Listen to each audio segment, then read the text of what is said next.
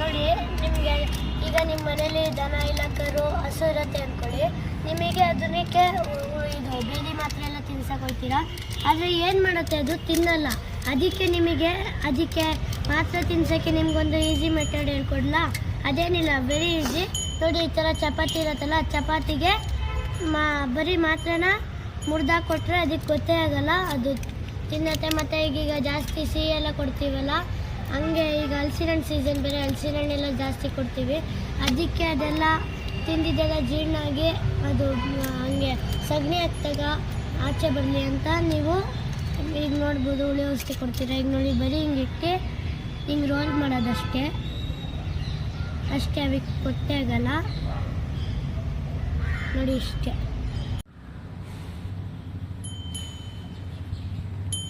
ನೋಡಿ ಈಗ ಚಿಕ್ಕ ಬಸವಣ್ಣಂಗಾಯ್ತು, ಈಗ ನಮ್ಮ ದೊಡ್ಡ ಬಸವಣ್ಣಂಗೆ ಹಾಕ್ತಿದ್ದೀವಿ.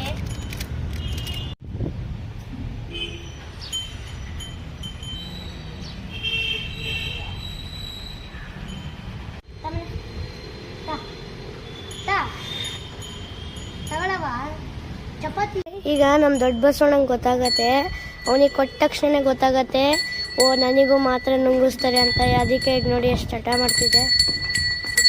ನೋಡಿ ಈಗ ನಮ್ಮ ಅಪ್ಪ ತಿನ್ನಿಸ್ತಿದ್ದಾರೆ.